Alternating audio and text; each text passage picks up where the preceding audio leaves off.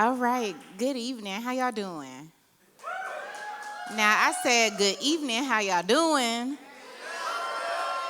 We are here celebrating 60 years, so I'm excited to see all of these amazing faces, and y'all look good. You know, the sun is out, we had good food, drinks flowing, nice conversation, so again, I am glad to be here in this space. Before I continue, though, I would like to first thank the staff that are here, and so if we can give a round of applause to all the staff for just putting this event on and their hard work, I think that is really important. And then next, I would like to acknowledge any elected officials that are in the room. So if you could please stand and be acknowledged. I see Senator Roundtree, Senator DeBoer, Senator Juarez, some of my colleagues. Thank you for your service and your sacrifice. So usually, being a state senator now, we have 5 minutes on the mic. And so I just asked him, I said, I got 5 minutes, right? He was like, no, you got 10. I was like, oh, okay, I can get some stuff done. So we'll see what happens here. So I first came to ACLU just as a community member, really wanted to be in movement work. And again, as we think about the agencies that are working towards liberties and really supporting community members, of course, ACLU is a name that comes up. And so I applied to be on the board, and Marge, who was one of the sponsors, really took me under her wing. I felt like she kind of tricked me into being board president and other stuff because she was moving. She was board president at the time, but really helped me see my place in ACLU. My father is formerly incarcerated. He has since transitioned, and I really felt like I had these personal experiences around injustices or seeing the system not work for you. And how do you turn that story into action, right? And so ACLU, to me, was a place that I can do that on the board. And so as Marge transitioned out, I transitioned in as board president. I got to hire and work with Mindy, who is in the organization, and really think about what is next for this organization. ACLU is doing such critical work, and I really enjoyed my time being able to help lead that strategy among the amazing and brilliant staff. Now, I don't know if y'all know this, but the ACLU will sue you. Did y'all know that? Like, they will sue anybody, okay? So I had this idea of running for office, and I was like, I really want to run and all of that, and because they will sue me, they will sue the state, I had to resign. And so I transitioned out, really sad that I had to leave my family, the folks that I was in movement with, and I got to then see all of the work that they get to do in a very different way. They have been key partners of mine as a state senator, and it has been so amazing. The first policy that I actually got to pass alongside them was natural hair in the workplace. So we passed protections. Yep, you can clap for that. And we did that as me being a registered lobbyist with IBBG. They were lockstep with us in that process and have continued not to just pass policy, but think about integrated advocacy, which is really important. So how do you take this policy or bill, whatever we're doing, and then see it through to actually have the intention? And so we have worked together around toolkits, providing technical assistance, and making sure that what we hope to actualize with the protections of natural hair in the workplace can actually be honored. We then had this crazy idea of we should make sure that students are protected, not just for their hair, but tribal regalia and different cultural experiences. And so we were able to author alongside other community movement groups a guidebook that says this is what this looks like inside of schools. And I actually did not think it was going to pass that session. I was not in the body yet. Senator McKinney was, who is my brother and such a strong advocate. He represents District 11, and he actually was able to move it as a speaker priority, which was really great as one of a minority voice in the body that is fighting for civil rights in this way. And it passed, and ACLU was on it. Spike was working the bill. I don't know if y'all seen Spike around, and so they made that happen. There you go. Spike is in the back. Let's give him a round of applause. I text Spike at 10 p.m. We're going to get to that in a minute about how I bother their team, and they are so responsive and amazing.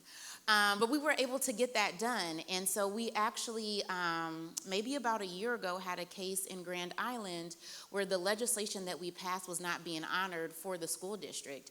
And so I talked to ACLU, and we were able to take an integrated advocacy approach to help the community members navigate the legislation and understand it, to provide model policy, again, and continue to implement to make sure what we knew to be true and what we wanted to actualize for our community was actually happening on the ground. And so I got to work with them outside of the legislature on those key issues, which were really important.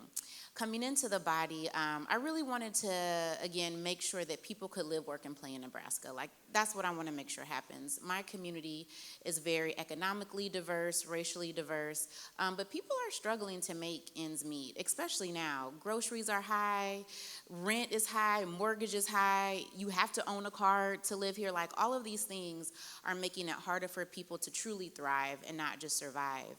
And so when I was thinking about my policy agenda, I, of course, was like, I need to hear from people on the ground. How can I work with ACLU to do that and put that together? So some key pieces of legislation that have been really impactful for me to work with ACLU on was around de facto life sentences for youth that are charged as adults. I picked up the baton with that legislation from former senators that have worked on that, and we had some really important hearings and interim studies working alongside Spike and the team, and have slowly started to chip away at it. Now, that bill did not pass. You know, government moves slow. However, it really set the precedent with the chair of judiciary around understanding the issue better, and then what can we do to address it.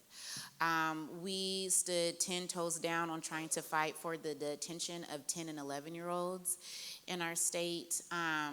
We are really advocating for important issues. We do not win them all. However, we put up a good fight. We make sure that people understand, and especially for my colleagues being a state senator, if they don't have necessarily the experience personally, they kind of check out. They're not doing the research. Some of them don't even read their bills, but that's a whole nother story. And so ACLU is really providing and preparing us. They are ensuring that we have the information, that we can continue to make waves on the issues, because while we know that it's urgent and we would like to see revolutionary change, if we chip away at it and have these small wins, that we are also seeing and leading to transformational change that will come at the system level. And that's what ACLU has provided me as a state senator, a way to deepen my understanding of issues around smart justice, around civil liberties, having thought partners that can help me unpack these issues, and then think through the strategy. What do we need to actually do to see change within our state? And so I have enjoyed being on this side of the House with them as a state senator. While I miss talking to the staff in a different way and working alongside Mindy, I would not be as successful or I think disciplined or have the vision that I have for my community if I did not have ACLU as a partner. And so I am really excited to celebrate their 60 years of impact and transformation. And I'm really hopeful for what the next 60 years brings. I've been in this space of movement building, really rooted in this theme of alignment versus agreement. And so my good friend Paris Hatcher, who leads BFF, it's a Black reproductive justice organization out of Atlanta. They do national work. We just put on this conference, and she offered that to me. And I was like, mind blown, because a lot of times we look for agreement in things. Do we all get along on this? Do we all have agreement? And that's not what we want. We really want alignment. We want alignment on the issues. We need to have discourse around the strategy, how we get there, and that makes the movement stronger. And so what I hope to leave you with is seeing the alignment that ACLU brings to our movement building in Nebraska. We're going to need to make sure we fund their work, so y'all donate, scan them QR codes, volunteer, become members, understand where you see yourself, and really push yourself to find alignment versus agreement, because it's going to make our work better as individuals, our work better as a movement, and really support the visionary transformation that Mindy and her team have set out for our state. So thank you for being here. Thank you for believing in the mission of ACLU Nebraska, and I am so proud to be an advocate and work alongside you all. Thank you.